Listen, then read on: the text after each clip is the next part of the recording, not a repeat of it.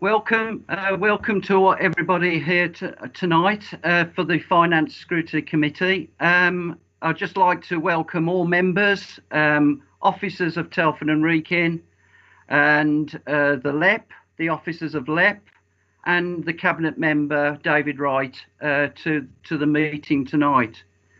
As I have already said, that we need to go through the sort of a process of how these public meetings proceed, and so you are being broadcasted tonight live on YouTube, and it is being recorded. So if everyone can mute themselves, unless they want to ask a question or something like that, please mute yourselves.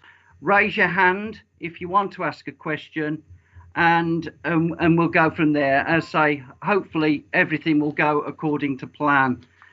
Right, if we can proceed with the apologies for tonight's meeting. Thank you, Chair. Sorry, Kieran, could you just confirm the apologies?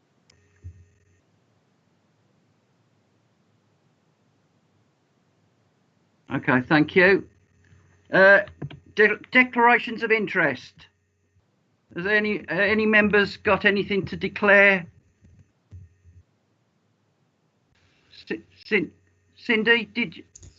Yes, I just wish to declare that I'm a casual employee of Telford and Wrekin Council, working for School Governing Service. Okay, thanks, Cindy. David? Yeah, it's not a pecuniary or non-pecuniary interest, but for completeness, I ought to make the meeting aware that I sit on the LEP board. Thank you. On behalf of the local authority.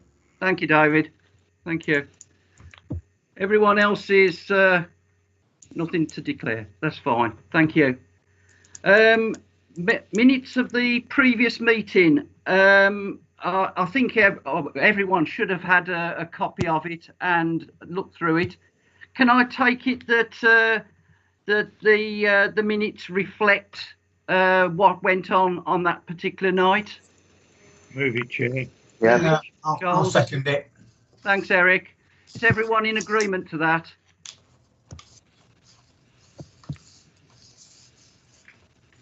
There's no abstentions or anybody against. Okay. Take it. Yeah, thank you. Right. Item 4, the Marches Local Enterprise Partnership update. So can I ask Jill or whoever's going to front this one? So anyway, welcome to you all here tonight. Thank you very much, Councillor Reynolds, and good evening to everybody. I'm Mandy Thorne, I'm the chair. I'm not going to say very much at all except to introduce my two colleagues, our Chief Executive Officer, Jill Hamer, who many of you will know, and our newest member of the team, which Ilya Balz, who is our Corporate Director, very much with the responsibility around governance and compliance. But Jill's got, I think, a presentation for you, and then we are really happy to answer any questions. Yeah. To ask if you wanted the questions after the presentation, or are you able to respond during it? I'm happy to go with you as you go along, because it's important people, do that and ask the questions as they're current, really. So I'm very happy. So what I'm just going to do is share my presentation, and hopefully it's coming up now and you can all see that. Can everybody see that on the screens? In a minute. Yeah. It's come through. Yeah. I'm very happy. I want this to be a two-way dialogue. You ask us the questions, and all those questions. Nothing too difficult, of course. I'm only joking. It's for your benefit, to you to understand how we operate, what we've been doing with yourselves as a council in supporting you with investments, and working with Catherine and her team. And obviously, Councillor Wright has already declared he is a director of the company, which, as we're a company limited by guarantee now. So Mandy has already introduced us, so I'll just flip on to the next slide there.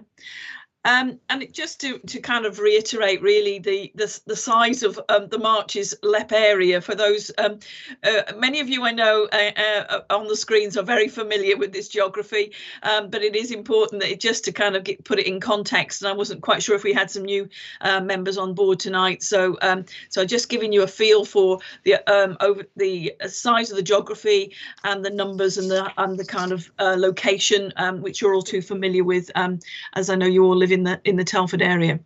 But just moving on, and Mandy's already touched on, in the past year, well, March 2019, we were required by government to become a company limited by guarantee. Actually, that says February, that's better. But we became one last year because the government really wanted to tighten up, make sure that LEPs truly were representative of their areas and were well governed. We'd had a good local partnership arrangement that Councillor Sean Davis led on, and then Councillor Wright has now joined the board to represent your council. So I've indicated there are the three. There's David Wright, Councillor Wright, plus the two leaders of Shropshire and Herefordshire councils on the board, along with your representative from the Telford Business Board, which is currently Paul Hinkins, and reps from the other business boards. We have overall 15 board members in total, and that predominantly now is private sector people that are on the board and that are recruited through open recruitment to join that board, and they often bring very particular specialisms, whether they're sector specialists, or we also have a university representation and college representation, FE college representation. So we do have sitting behind us a very strong now assurance framework that governs the way we operate, and that was signed off by government last May. They monitor us against that. And part of this, I'm coming to speak to you this evening as part of that, making sure we are well governed and that you have a chance to challenge us. We've agreed we'll come at least once a year to sit before you. So thank you for allowing us to come along this evening. And it's part of us, we report back to government that we've had the opportunity to talk to yourselves and that you've had the chance to scrutinise the work that the LEP is undertaking. I'll just put your hand up or just wave at me or whatever. If you want to stop me and ask a question, do so, sort of thing. I'll watch out for the hands. We have a range of projects, and I'm not going to repeat what's in the paper that was issued to you in advance of this meeting, just highlighting there a range of projects that we're working on with Catherine and her team. Catherine Kinniston, that is, in your council, to move things forward. Coldip, you've got asked a question. Yeah. Sorry about that, Jill. Good evening, good Coldip. When you became a limited company in 2019, guarantees. What's the difference between when we were not a limited company? That now, what is the benefit or otherwise of it? You've as usual, you've asked the true question. I don't know whether Mandy you want to answer that one, or I'm quite happy to, because Colton obviously was on the board previously. So yeah. I was for 4 years. Yeah. Yes. Hello, Councillor Sahota as well. It's lovely to see you again. Mandy, yeah. The government, for better or for worse, decided that, as Jill said, they wanted all LEPs to be incorporated. My personal view is that it has complicated matters. It certainly brings in a degree of complexity or bureaucracy, which wasn't there before. But it is important that as a limited company, we all, as directors of that company, demonstrate the highest levels of probity and good governance. So I can see the point of it, but it has made things a little more complicated, and there has been, Councillor Sahota, some unintended consequences of becoming incorporated, which includes now the requirement that we actually have to pay corporation tax on the grants that we get from central government, which seems a little ironic. Well, it seems more than a little ironic, I may say. I'm a volunteer, I'm a non-exec chair, so I can say that, can't I? So there is that irony that we actually have to pay tax on monies that are received originally from the Treasury, and also we have to pay VAT or charge VAT. So there are some real downsides. I think that as LEPs move forward, potentially there will be more benefits to being incorporated. But I think, and Jill, you may think I've been a little bit too blunt. I think the jury's out about whether there's a benefit. I don't know whether Councillor Wright, you've got any views as director of the LEP.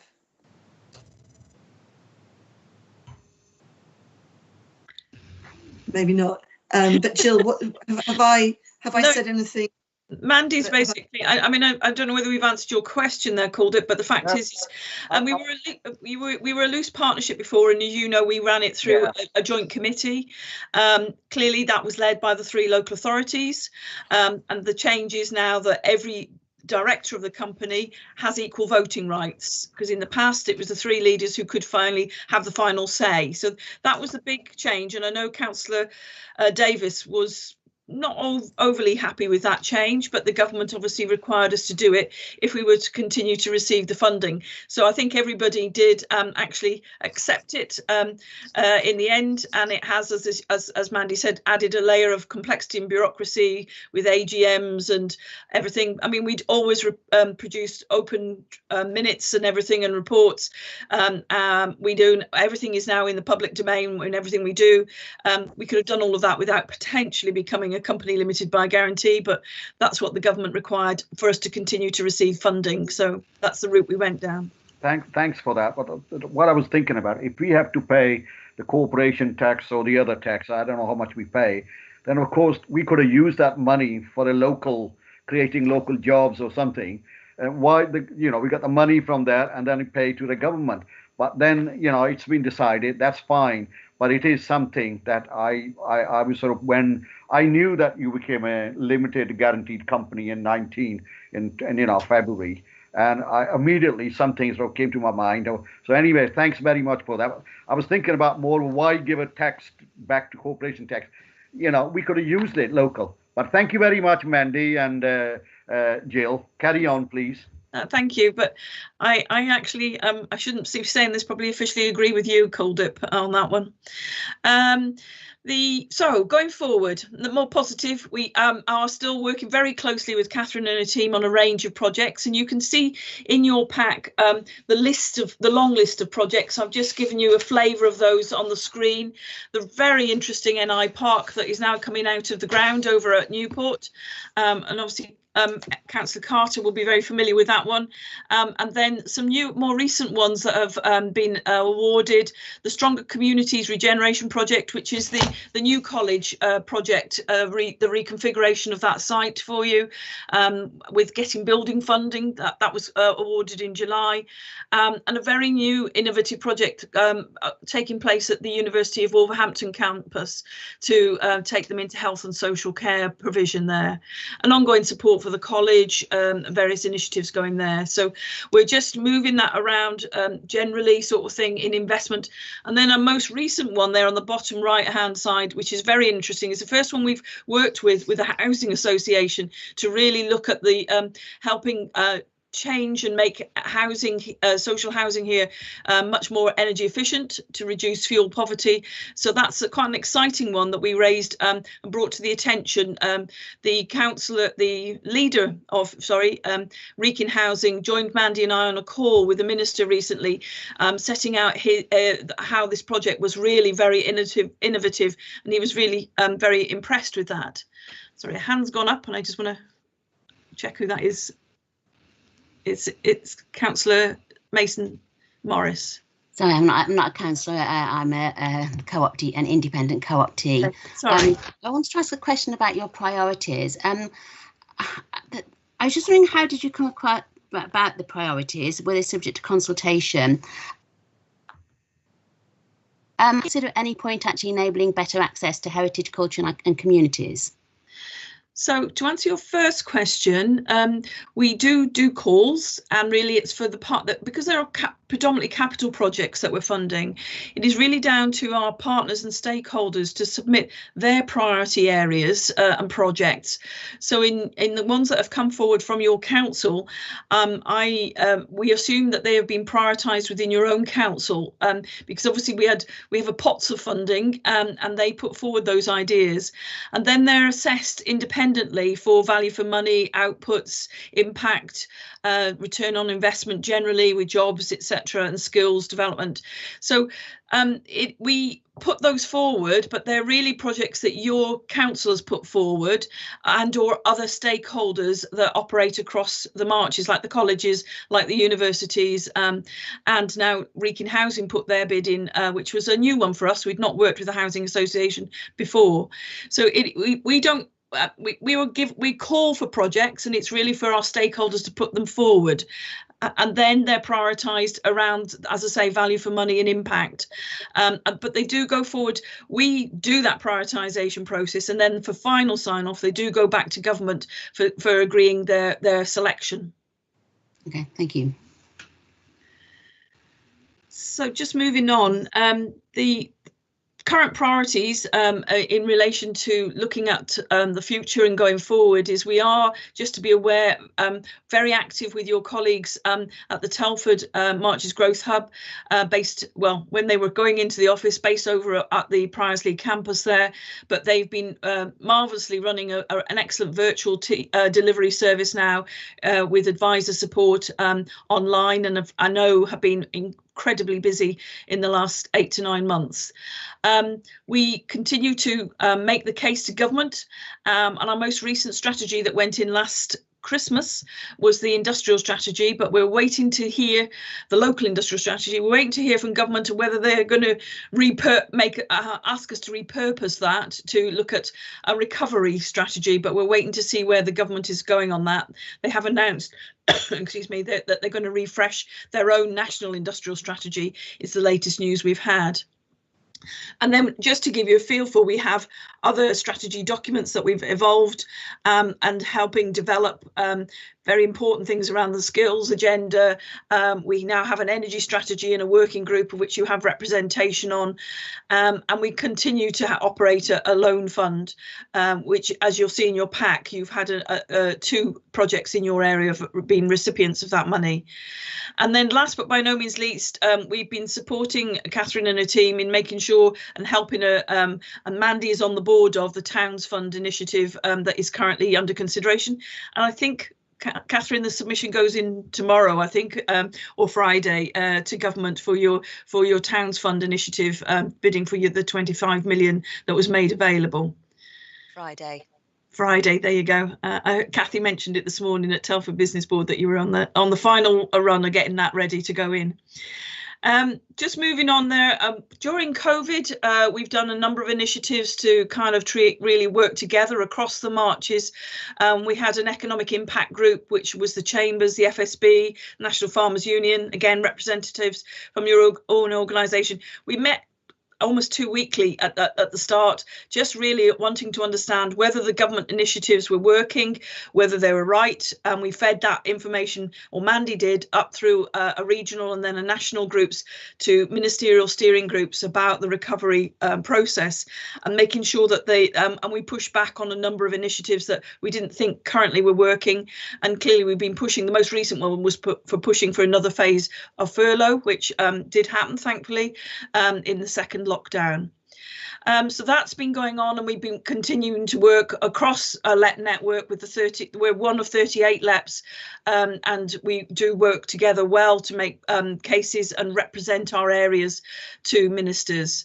And I touched then again about currently during COVID, the Growth Hub has really been phenomenal. I think it's trebled its numbers of businesses using it. No surprises there.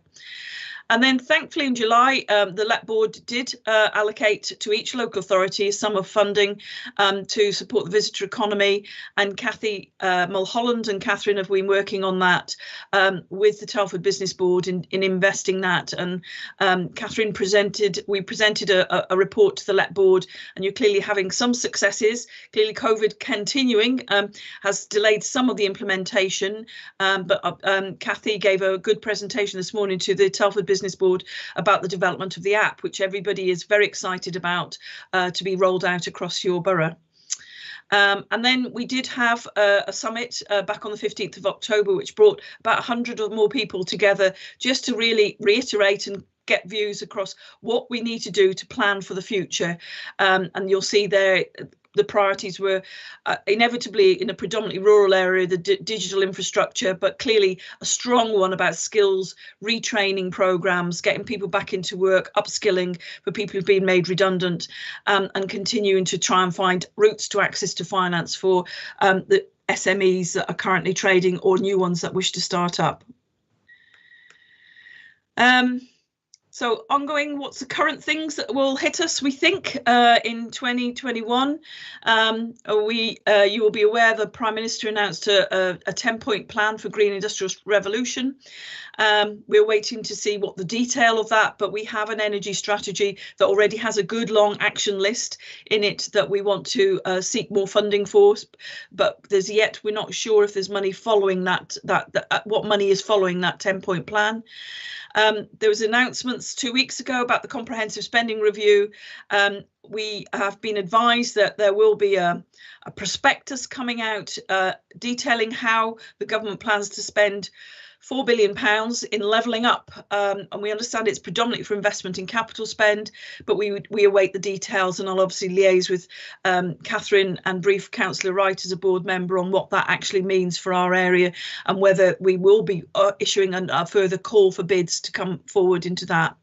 And then just an overview, we continue to work, as I know you do, with the combined authority and feed into various regional initiatives, including the Midlands Engine and Midlands Connect, who are our subnational transport body. And looking west, we also have a good relationship with partners in Powys and Ceredigion. So just below, over on the right there, we have identified in our local industrial strategy where our local growth opportunities are. Many of those are found in your borough, especially obviously on the manufacturing and engineering and food production and packaging, but clearly also you have some very good businesses that are into the cybersecurity and cyber resilience area as well. And those are the priorities we've demonstrated in our local industrial strategy submission to government, is where we would really welcome if we've given the chance to further investment.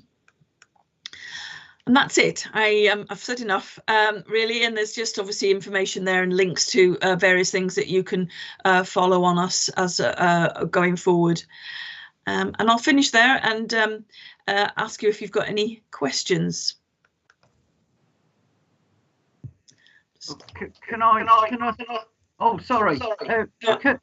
Called it. You want to go first, Eric? That's okay. Eric, then. All right, then. I'll go. Okay. First. Jill. I just wanted to thank you very much indeed for that, Jill, and for Mandy. Forgive me referring back, but I'm looking here of an email dated the 31st of August 2010, which was when I organised the first meeting. Mandy was present to attend London, the DCLG as it was in that particular location, to form the Marches LEP. That was on 2nd of September 2010.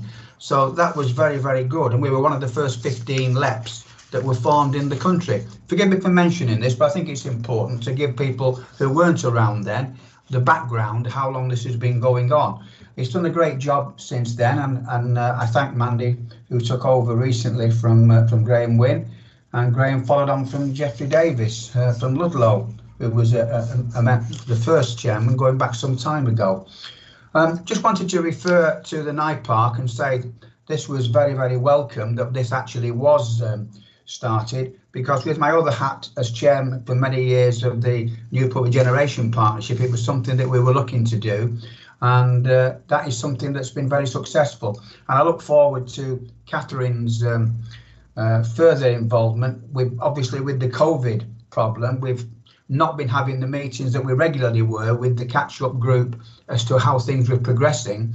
But I've been talking to the workmen today, just around the corner from my house here, and we're very, very close now to completing the link down to back to the 518 from the power station site down at Longford. So that I think within another week or 10 days that should be virtually finished. So hopefully then we'll be able to get some notification of when we can look at some jobs coming there and the type of high quality industry that we're looking for, working with the university. So I thank everybody for their efforts in that direction and look forward to further success. Thank you.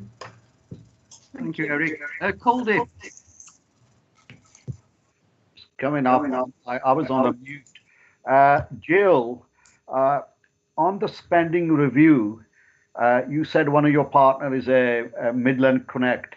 And I remember there was a talk some years ago of electrifying the railway line between Wolverhampton and Shrewsbury.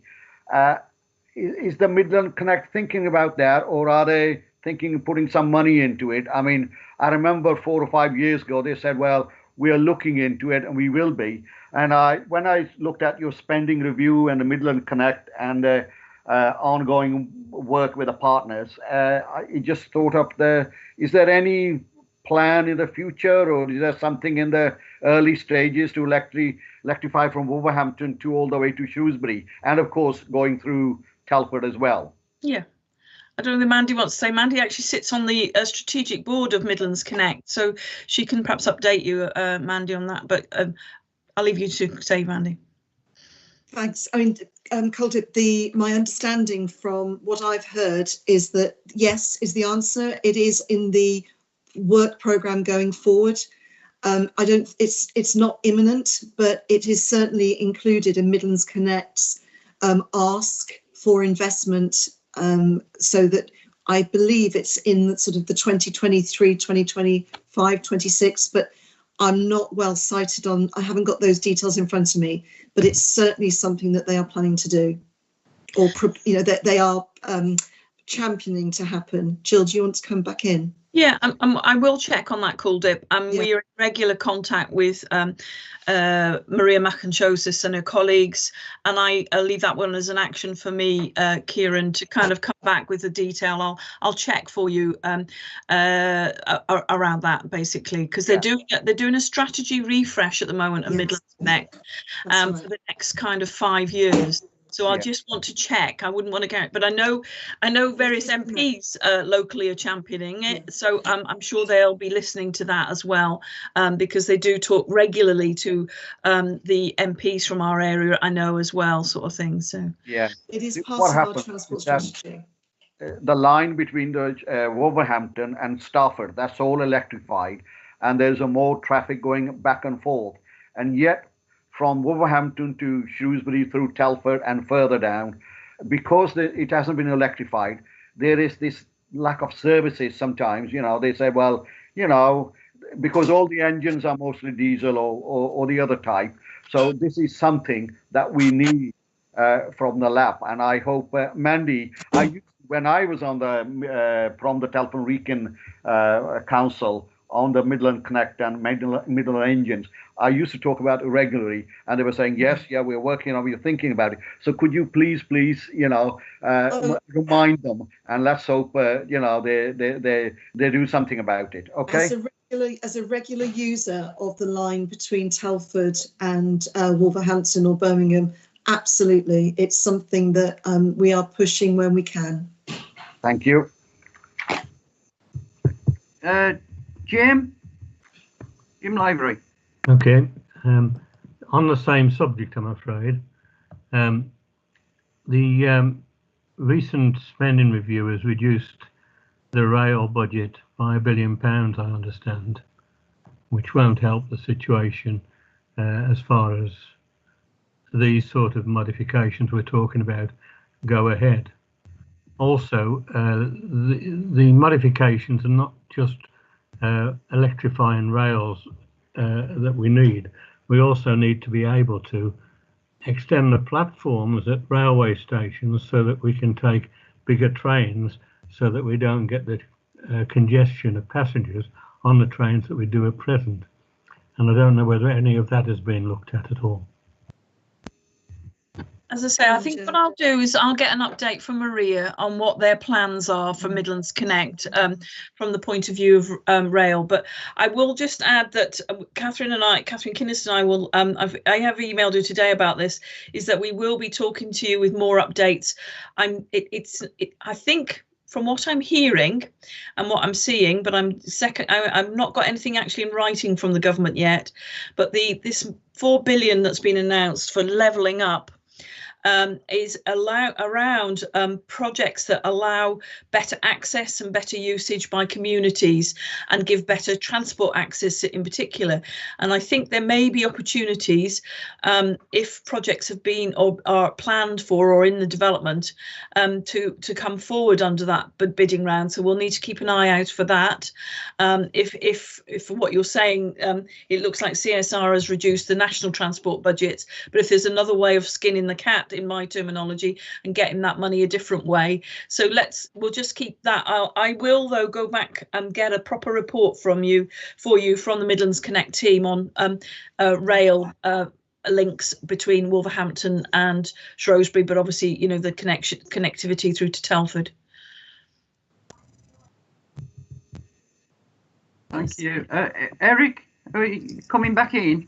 Yes, if I may, just briefly, Chair, I just wanted to say, following on the comments that have been made, I do chair the Marcher Strategic Rail Group, and we had a meeting actually only yesterday, and this is one of the items that we were talking about, and the plan was to get our secretary to speak to the LEP to see whether a future meeting, probably taking place in February, we could have a representative of the LEP to attend on that at that time, because we are looking at different projects. One of them, in fact, is the link from Ironbridge Power Station back to the main line and other things around there. We're putting a bid together at the moment to the reopening rail bid that the government's put out. I know that's a side issue, but certainly the electrification is a major thing that Culdip suggested, and it's something that we, as a group, are very, very keen to develop. Thank you. Thank you, Eric. Culdip? Yeah, can I just have one more? Thank you very much. Jill, I just wanted some more information. You said one of your priorities, this is a new priority, zero carbon innovation. You just skimmed over it. Can you just give us I'm sure the committee wants to know a bit more in depth. You said you work with the Recon Housing Trust and working. Can you just give us a bit more information, please? Because this is something new to me. Right. I think it'd be fair to say all government funding going forward would have to make sure that projects really always took account of addressing net zero targets and reducing carbon emissions. We now have a colleague who works with us and works with your colleagues as well at the council, a guy called Tim Yare, who is paid for by the Department for Business to work with us across the marches to deliver our energy strategy. And we have a number of initiatives where we're looking at schemes that we're funding for small businesses to try and help them reduce their carbon emissions and or become more energy efficient. And clearly, what the most recent bidding round that we bid into that funded the Recon Housing project, along with the project at New College, the reconfiguration of that site. All of those projects, the 6 that we secured, 2 of which were in your borough, they all had to demonstrate how they would address and deal with reducing carbon emissions and or energy efficiency, and more importantly reducing fuel poverty by housing not being well maintained and fuel efficient. So there's a range of initiatives, and I think the future rounds of government funding will be very focused on this. As I say, my colleague Tim has a working group of which you have reps on that are looking at a range of initiatives that we could develop and bid for funding to help both housing associations and businesses to become more efficient. But also a big discussion at Telford Business Board this morning was about looking at development of businesses in to help us achieve that. And there was a really good dynamic discussion led by one of your local companies, Mark Thompson from ASON this morning, where he was pushing heavily the colleges and universities, so that was Telford College and University of Wolverhampton, to really make sure they've got training initiatives to help people retrain, run their businesses more efficiently and train their management teams to help them really challenge themselves and become more energy efficient in how they operate their businesses, whether it be the factory units with solar and or their their operations and their cars, their electric vehicles that they may operate as their fleet cars if they still need them. So there was a broad discussion this morning by businesses on the business board, the Telford Business Board, about that. And this is a theme I think personally, quite rightly, will become much more prevalent going forward. But we have an energy strategy, as I say, that is there and it's on our website. Do have a look, but there's a number of initiatives now going forward to do that. Yeah, what I was thinking about, thanks for that, Jill. I appreciate that. What I was more thinking about was, yes, get the local businesses involved, and so that this is something that we keep within the lap business-wise, and also I'm sure the Telford Region Council is involved. The apprenticeship of those businesses, so that we bring in more jobs for the youngsters and then learn the new trade in this sort of like in this zero carbon innovation. So can you sort of think about something the local? Well, I don't mean Telford Region, but something from the our lab. And of course, the apprenticeship scheme as well. If you can sort of think about that, Jill. Yeah, there is actually work. Sorry, Jill. There is actually work already going ahead with Telford College as part of this this large tranche of funding that Jill was talking about. With the Wrekin Housing Group, Telford College has got an involvement, I believe, in developing some training for people to absolutely start this support. You're absolutely right. Councillor Sahota, we need to be training people in these skills, and that is being developed at the moment between Wrekin Housing, ASON and Telford College. Yeah. So looking for the future. Telford the Borough is way ahead on this. Mm. Excuse me, can I just intervene? Jill, you're still sharing your screen. Oh, sorry. Thank you. I stopped that. Is that better? Yeah. Sorry. Yeah, that's my fault. I'm not very good at this, as you can tell. Who is? Sorry. Thank you, Kirsty. Right. Have we got any other questions from any of the members? Right. Doesn't look as if there is. I don't want to put a dampener on things, but the effects of the 1st of January and Brexit, will that affect the LEP on how it operates? Not directly the LEP, but what we are going to be gearing up, and we'll just be recruiting with clearly there could be clear ramifications and implications for your local businesses. We're working with Kathy and her team at the Growth Hub. We've just been awarded some more money, and we will be recruiting more virtual advisors to really help businesses who are in the business of importing and exporting, and all of the ramifications of that in paperwork and changes to different tariffs and other things. So the government has recognised that. They're giving us only the money now. So we're just all gearing up nationally across the country, across England, the growth hubs to develop initiatives and support to do that.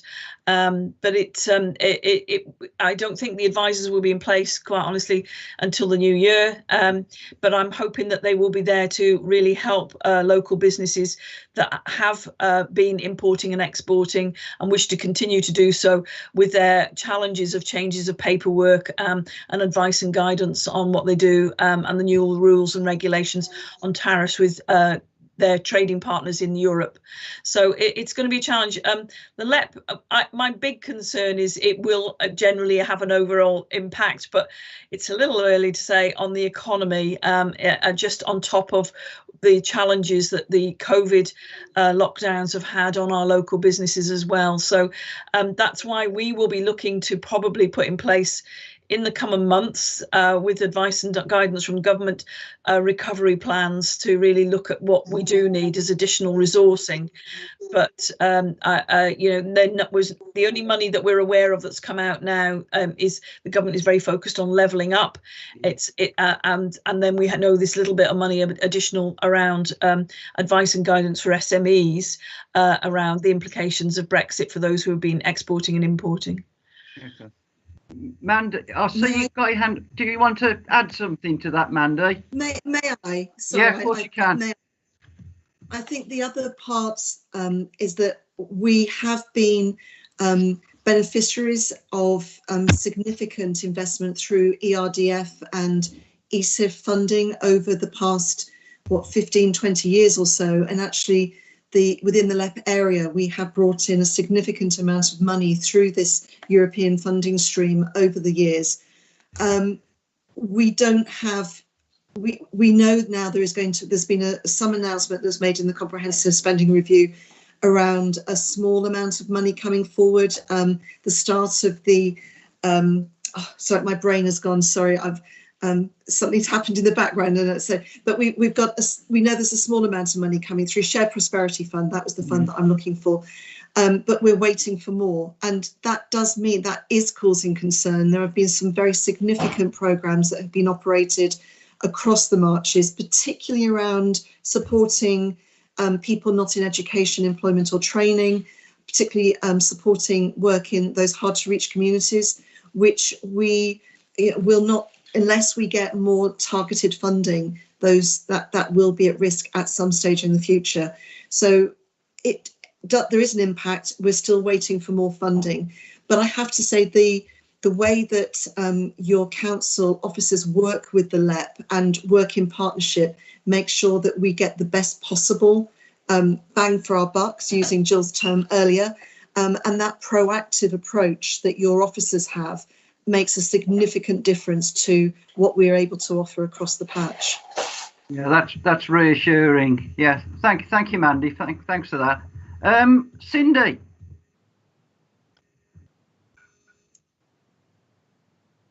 You mute. You're right. You're on mute, Cindy.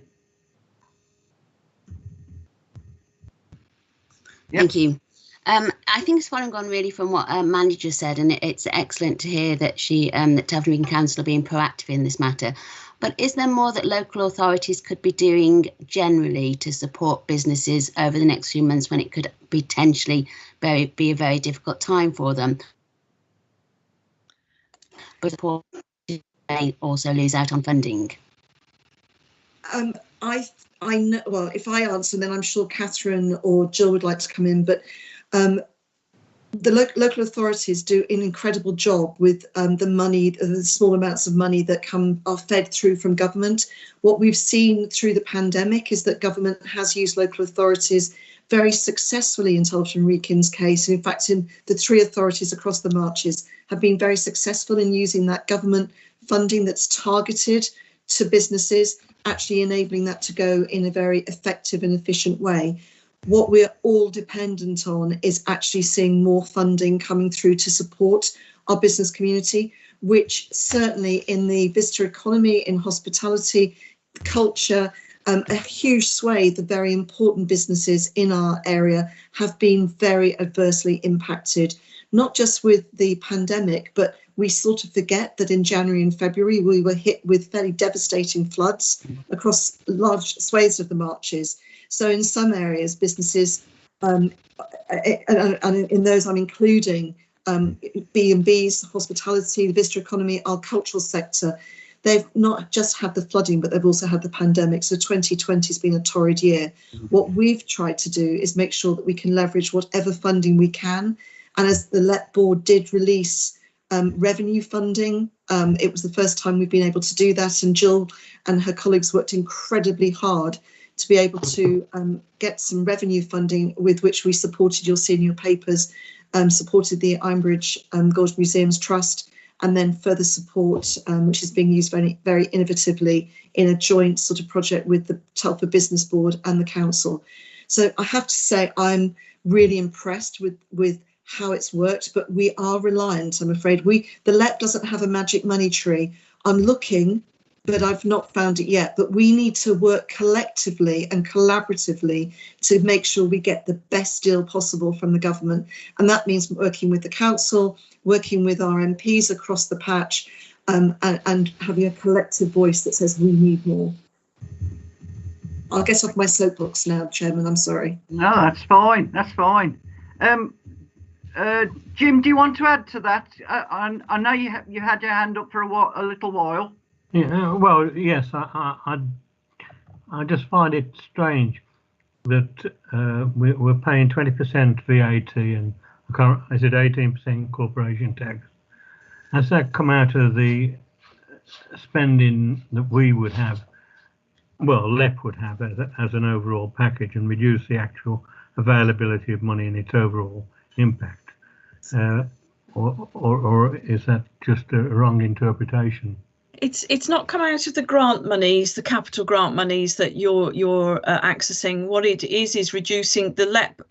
We have a core budget every year from the government, and it's £500,000. There's no secret, and then we get a contribution. We get about £25,000 from yourselves as a match funding contribution to run the team that pays. I'll be frank, my salary and my team's salary, and we had built up some reserves, as David will know, being on the board. What it's doing is eroding those quite rapidly, and we are fine. I only had a discussion with our Section 151 officer yesterday.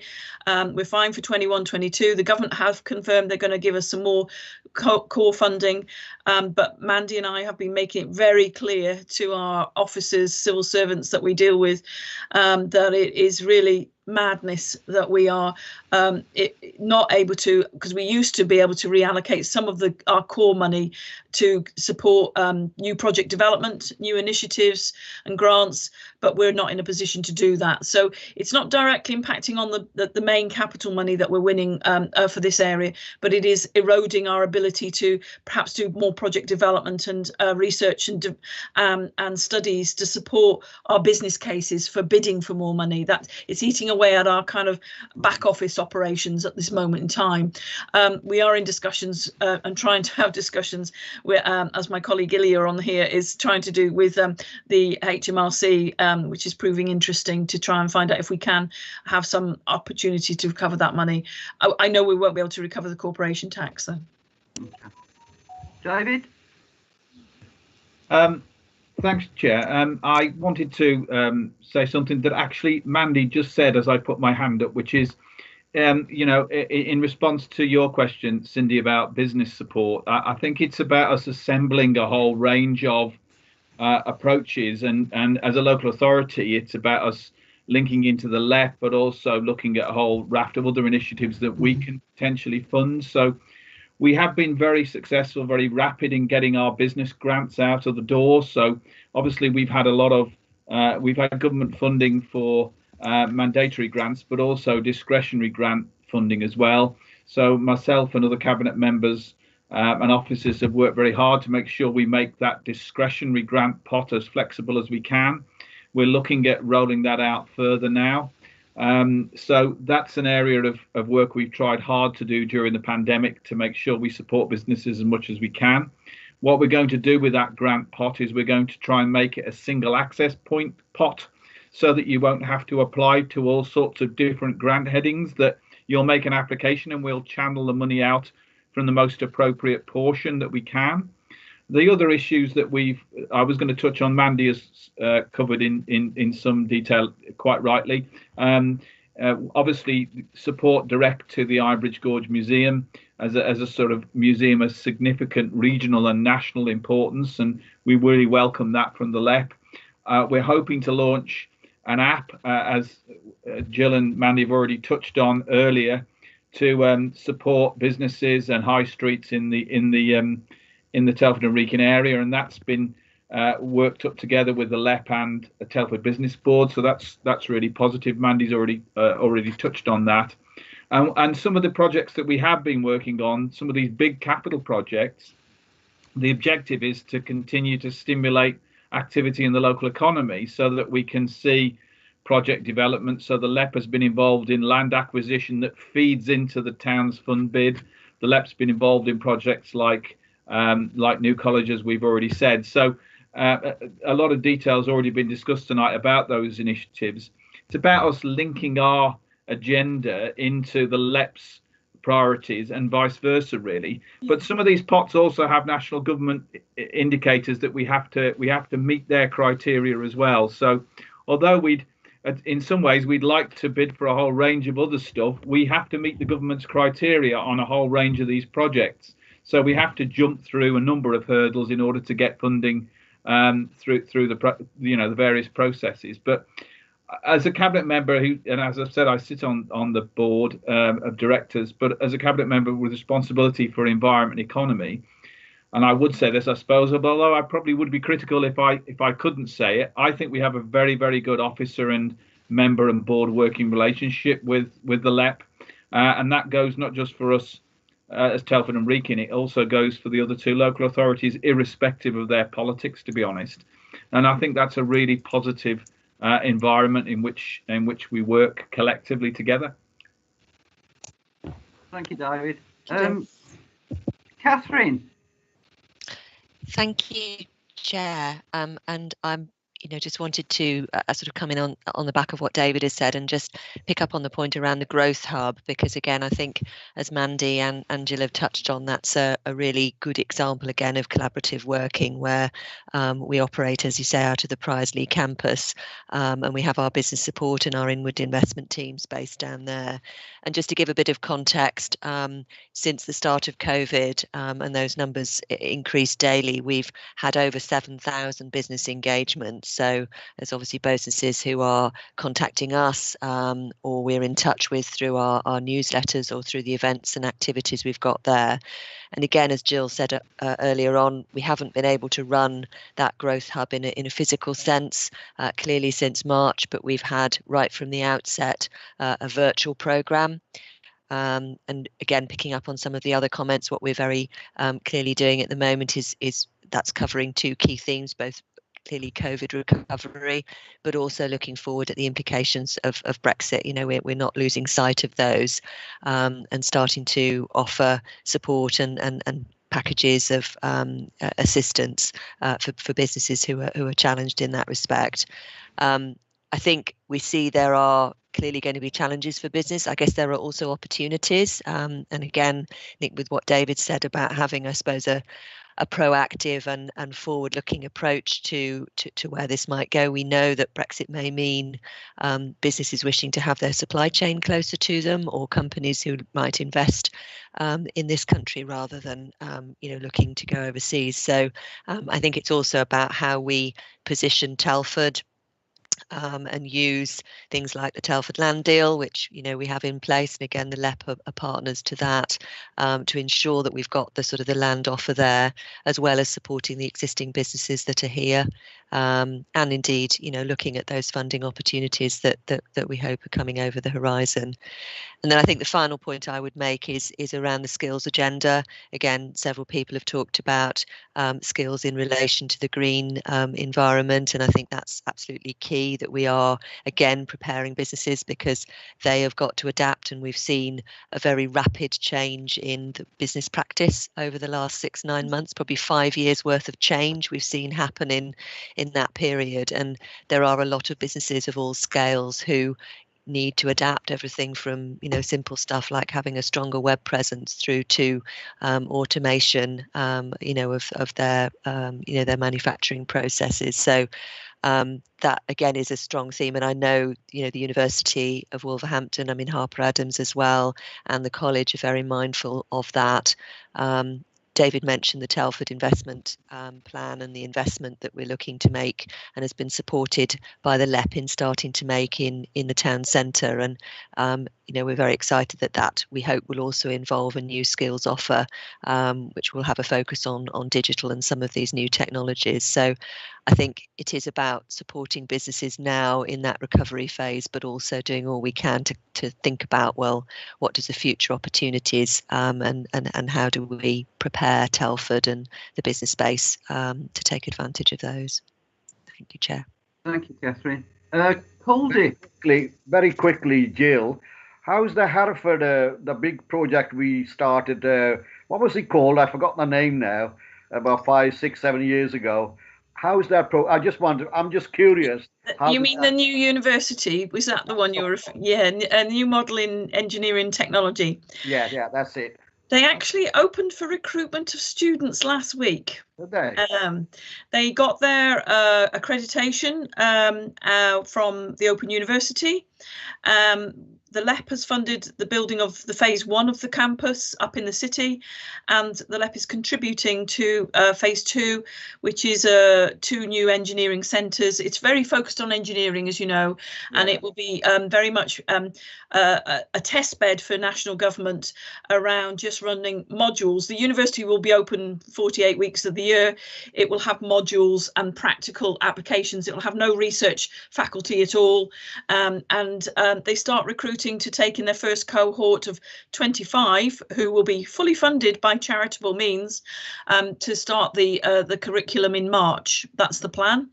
And with their first full intake starting September, but they can intake throughout the year. It's going to be a very small groups of students that will work together in cohorts. So yep, it got there in the end, Caldup, after quite a lot of. I know you spent a lot of time discussing it with me. I'm always curious to know. That's something I was involved in. How did it, panned out in the years later? Thanks very much for that briefing there, Gail. And we should take some learning. I know both Wolves Uni and University Centre Shrewsbury are collaborating with them and looking at working collectively with students and that, because they see it as we still have a challenge. We have a relatively low level of university presence across our area. You're very lucky to have the Wolves campus on your patch, but it's still relatively low levels of practical delivery going on in our area in comparison to others. So they are actually speaking, and the higher education group, along with Harper Adams, they meet about once every 2 months, the vice chancellors or their senior officers, to look at collaboration and where they can bid together on things. Clearly there's always an element of competition, but I think they're willing to look at areas where they can have common collaboration. Thanks for that. Excellent. I can't see any other questions or any hands raised. Can I just throw it out if there is any other questions? Looks fairly quiet. I think we're all right. Can I thank the Scrutiny Committee here for your input tonight? I think it's been well worthwhile, and it's so reassuring that we have formed a great partnership that seems to be going from leaps and bounds, and I'm looking for 2021 to make a greater impact on what the LEP does and what Telford and Wrekin does in conjunction with you. So I'm really pleased that you've come here tonight, done your presentation, and I think from the questions that have been asked, I think everyone is so interested in the collaboration that we've got. And it's just, full credit to the LEP and the officers of Telford and Wrekin to working together for the future of Telford and Wrekin and Shropshire as a whole, and Herefordshire and the other areas. But I think, as I say, we're Telford and Wrekin here, so we're more interested in trying to progress that. But it's excellent work. Okay, so thank you for your time. No, thank you for your time. It's really helpful for us, and it is important that you get to learn about what is going on this area of a very important work for your borough. And I would also like to just say it's great working with your teams because they really do collaborate. I know I've just seen a funding agreement Catherine nearly signed off this afternoon for the Stronger Communities. It is a two-way partnership and works well. So so that's a good we keep doing that. And me and my team are here to help, not hinder, as what I like to say, because it is important, and we just try and bang the drum for what our area, albeit a very large geography, needs, because we don't often get much recognition in Whitehall. No. Well, you know where to come. Come to Telford and Wrekin. We'll support you throughout. Thank you. Thank you very much. Thank you. Thank you. Okay, so thank you everybody there for the questions and the input on that particular presentation. I think that was excellent. Thank you. Right, where are we on the agenda? Good question. Do you want us to depart? Number 5. Yes, if you don't particularly want to stay, but anyway, take care. Keep Thank you very much for your time. Thank you. Happy Bye. Christmas and Happy Christmas to you as well. Yeah.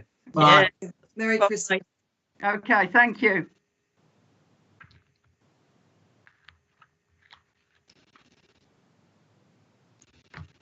Right. Okay. Item 5 is the work programme review. I think this is just a standing point in the agenda, on the agenda. We've got no particular updates at this particular time, unless Kieran has got anything to add there. Chairman, can I just say I'm going to leave you at this point, if that's okay. Thanks for the invite for this evening. I'll leave you to your deliberations. Yes, thank you, David. All right. Right.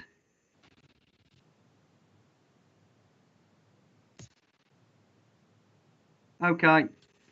Charles, you want to come in there?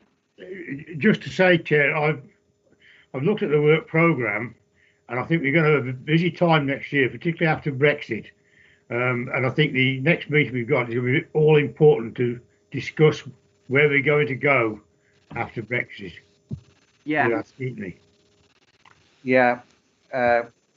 Chair, sorry. Yes, called it. Yeah. Yeah. You know, the next year, because we got to look at it as a finance scrutiny, what effect the Brexit has, because they're going to agree or not agree by the end of this month, you know, whichever way it goes. But we have to look at the impact of the Brexit policies of the government on the local economy and the local businesses and the local jobs and so on. It is something big, but then this is where we're supposed to be looking into it. Yeah. What, you know, so I don't know how we're going to go about it. I'm sure the officers can help us. But of course, the other thing is, you know, when all these vaccines are working and we are back to normal face-to-face in 6 months or 3 months or whenever it is, this is, you know, something we have to, you know, it is it might take more than, you know, 1 year or something, but we have to know what has been the impact of coming out of Europe or otherwise. I'd be better off work, jobs, etc. and so on. I don't know. I like to know it. I'm sure people out there like to know it as well on the local economy. And this is why, as a scrutiny, you know, economy of the borough, and we are here to tell the public, you know, without the politics into it, what effect it has been. And so how are we going to do it? I'm sure the officers and Catherine can help us out, you know, who to go and talk to or otherwise. Okay. Okay. All right. Yeah. Cindy? Yeah, Chair, I'd be very interested in seeing the council's risk register and the mitigations that they've got in place or that they're planning to put in place to in the effects of Brexit moving forward. Yeah, okay. Would it be possible to have a copy of the risk register? Is there anybody there that could answer that? Yeah, Catherine. Sorry, I just take my mute off. Yes, I think I can certainly link in with the LEP, Cindy, over that. I mean, as things stand, we've got the recovery, reset, reform groups, which are at the moment focused on the sort of COVID recovery. So that has a risk register linked with it, and I'd expect that we will be expanding that out to take account of the Brexit implications. So we can certainly share something around that. That's no problem.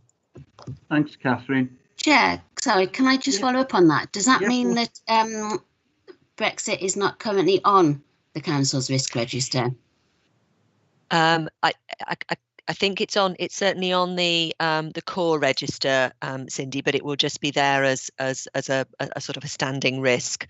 What the 3Rs groups are doing is focusing in on different themes. So that would be the group that would be looking at sort of things related to the economy, which is why I alluded to it. So that will have its own risk register.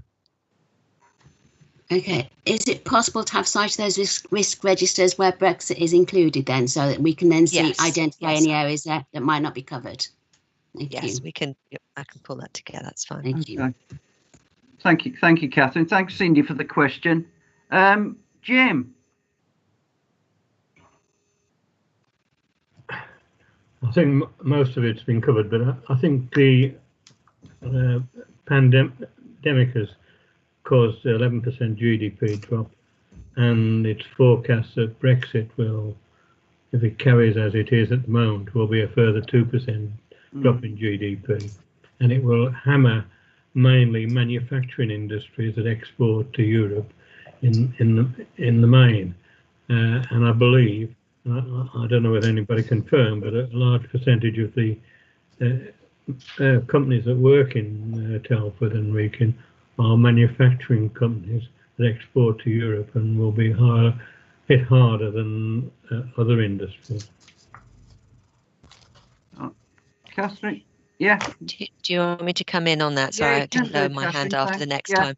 No, I mean, you're quite right, Jim. I mean, Telford traditionally has a strong manufacturing base. And you're right, a proportion of those do export overseas. So clearly there's work to be done to support them. And some of that work is around supply chain and connectivity into companies within this country who they can supply into. And also we're a programme of work working with companies around the diversification of their offer. There is a good spread of manufacturing base in Telford, so it's not all sort of automotive and large-scale manufacturing. We've got a very strong food processing base, an emerging base around agri-technology, which is linked with Nye Park. So I think you're right that there are threats to companies, I guess, in all parts of the country.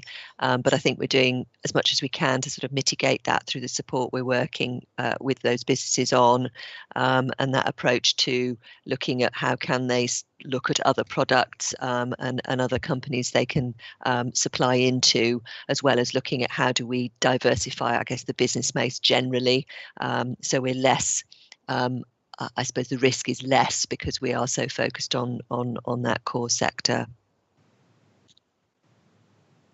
Thank you, Catherine. Jim, do you want to come back in? Yeah, I was just trying to identify what percentage of the output from Telford is actually exported to Europe. I haven't got that figure to hand, Jim. We can try and pull a figure like that together if that's fine, and circulate that to the board subsequently.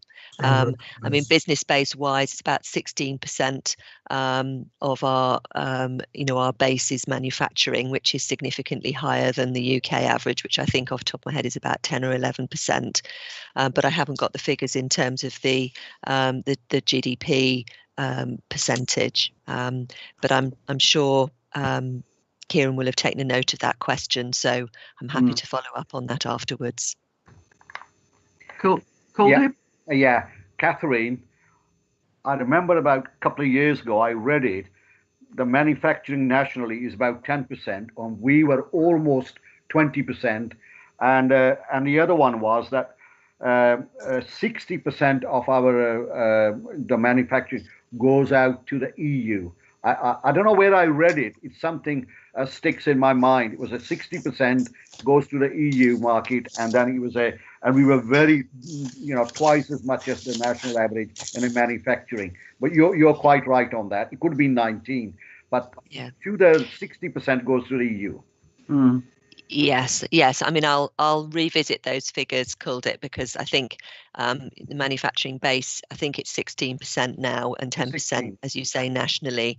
But I'll check in certainly on the latter figure, the 60% figure, and update the board. That's fine. Thank you, Catherine. Okay, right. Kieran, you're taking a note of that question then, Kieran, or that general topic? Chair, I confirm I have taken the note. Oh, okay. Thanks, Stacey. That's good. Thank you. I think that just leaves item 6, which is the chair's thing. As you're probably aware, January is going to be busy anyway. So we've got 3 dates already set regarding the budget of Telford and Wrekin. You may have noticed that we have altered one of the dates from the 12th of January to the 13th of January. And then we got 2 dates the following week. I think they're, if I remember rightly, they're the 18th and 19th. So, Eric, you've come in there. I'm just saying that I'm very much hoping to get away on the 13th to the 20th of January. I've had 3 holidays cancelled. I've no fears of travelling. So if you are having those dates, you'll have my apologies. But who knows what's going to happen? Take your laptop with you, Eric. Good luck, Eric. No thanks, I'm going on holiday. I'm leaving my mobile phone here as well. Okay. All right. We'll see how we go. Okay. All right. Okay. Thanks, Eric.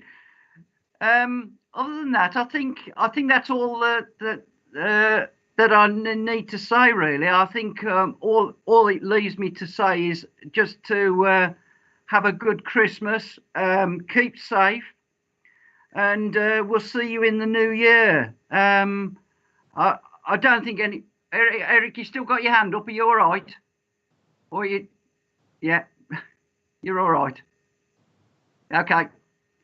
So as long as nobody else has got any other further questions, I think it's been a real rewarding evening tonight, and I just thank you for your presence and the questions that are being asked, and it reassures me that we're going in the right direction. So. Okay. I'd just like to thank you all for attending tonight, and take care. Happy Christmas, have a good prosperous New Year, and we'll see you early January. Okay, thank you all. Bye.